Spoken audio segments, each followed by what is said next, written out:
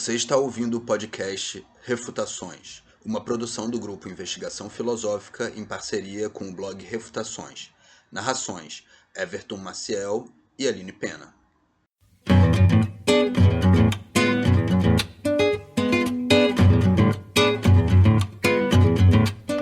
Gays, armas e café. O desprezo de progressistas e conservadores pela liberdade, por Sajid Salles. Quase sempre que debato com os meus colegas sobre alguma liberdade específica, termino com a impressão de que há algo errado. Boa parte deles está disposta a violar a liberdade dos outros por um preço que acredito ser muito barato, sejam progressistas ou conservadores. Não me parecem ter grande apreço pela liberdade, pelo menos não por aquelas que desejam violar. Essa falta de apreço é instanciada na sistemática violação da seguinte regra de ouro: o ônus da prova é de quem propõe violar a liberdade. Este artigo é uma breve defesa desta regra e uma rápida ilustração de como conservadores ou progressistas a violam. Comece considerando a seguinte história. João está em sua casa, onde lê o jornal com uma caneca de café apoiada sobre o braço na poltrona na qual está confortavelmente recostado. Na poltrona ao seu lado está seu companheiro Marcos, lendo um jornal diferente e com sua própria caneca de café em mãos. Ao ver a expressão na face de Marcos, imagina que também acaba de ler a mesma coisa. Em um dos jornais lê a manchete: está proibido tomar café. Em outro se lê: café nunca mais. As notícias explicam os detalhes informando que a venda, revenda ou mesmo plantio de café para consumo próprio está terminantemente proibido. O sentimento de injustiça invade a ambos e, imagino, o leitor concordará com eles. Infelizmente, contudo, não há muito tempo para se preocupar com estas coisas. Afinal, estão prestes a se casar e ambos estão ocupados demais com a organização da cerimônia que ocorrerá no mesmo dia no registro legal. Tiveram que apressar as coisas, pois um popular político conservador já está a um passo de aprovar a proibição do casamento entre pessoas do mesmo sexo. A aprovação da proibição já é dada como certa e isso, novamente, lhes gerou um profundo sentimento de injustiça. Desta vez, contudo, alguns leitores conservadores não irão partilhar o sentimento deles. Embora João e Marcos se amem, como qualquer outro casal, eles possuem algumas importantes diferenças. Enquanto Marcos é um materialista e apaixonado por armas, João não se importa tanto com o dinheiro e principalmente com armas. Apenas por amor é capaz de suportar a insistência de Marcos em lhe explicar cada detalhe de cada arma, de cada filme e em cada vitrine de loja. Ainda assim, havia comprado uma bela pistola de presente para Marcos. Sabia que ele gostaria e o vendedor jurou que era um belo exemplar, embora João não entendesse muito disso e sequer lembrasse o nome do modelo. Infelizmente, contudo, precisaria trocar o presente. Para surpresa do casal, um empolado político progressista tinha acabado de liderar uma esmagadora votação na Câmara em favor da proibição do porte de armas. João partilhou com Marcos a sensação de injustiça pela proibição, não porque se importasse com armas, mas porque se importava com a liberdade de ter armas. Os leitores progressistas podem não partilhar o sentimento deles quanto a isto. 3 liberdades foram retiradas de João e Marcos: a liberdade de tomar café, a liberdade de se casar e a liberdade de portar armas. Como eram libertários radicais, João e Marcos sentiram-se incomodados pela perda de cada uma dessas liberdades. Eles acreditam que nenhuma das 3 liberdades poderia ser violada.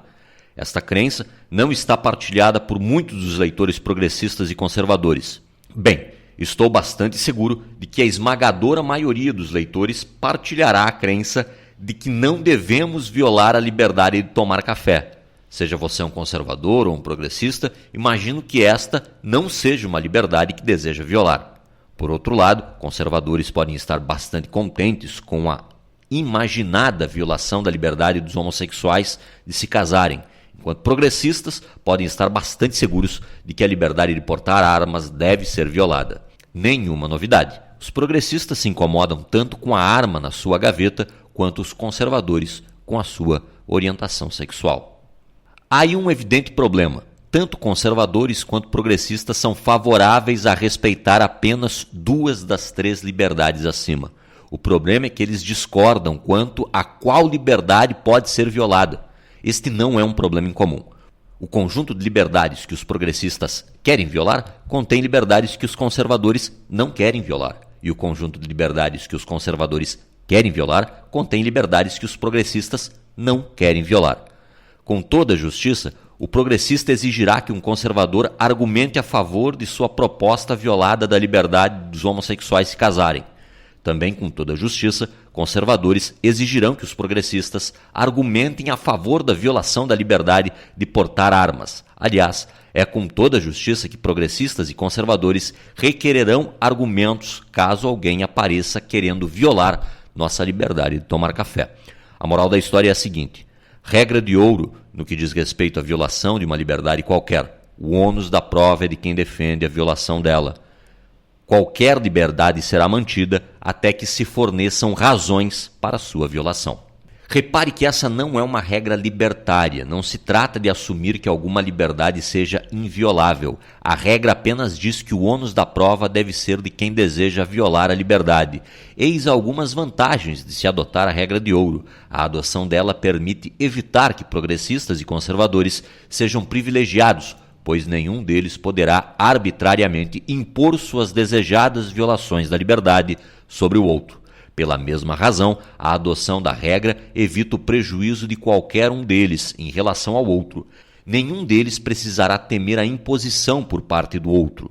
Por fim, parece que tanto um quanto o outro estão justificados a pedir razões quando lhe tentam violar alguma liberdade. A regra se adequa a essa intuição e, de fato, diz que todos os lados têm de oferecer razões antes de violar alguma liberdade.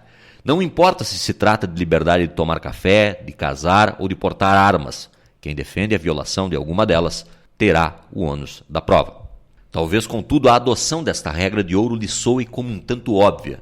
Seja você um progressista ou um conservador, talvez esteja se perguntando se há mesmo razões para esse artigo de opinião. Afinal, progressistas e conservadores poder-se-iam retrucar. Já seguem esta regra, dado que de fato argumentam a favor de suas propostas violações da liberdade.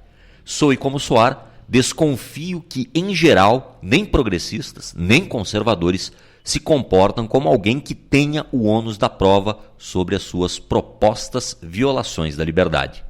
Imagino, por exemplo, que já tenha ouvido alguém usar um suposto argumento da violência como razão contra a liberdade de ter armas.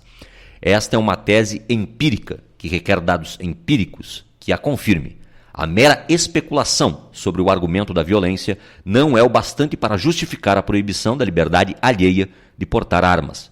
Repare que escolher arbitrariamente pesquisas favoráveis também não basta.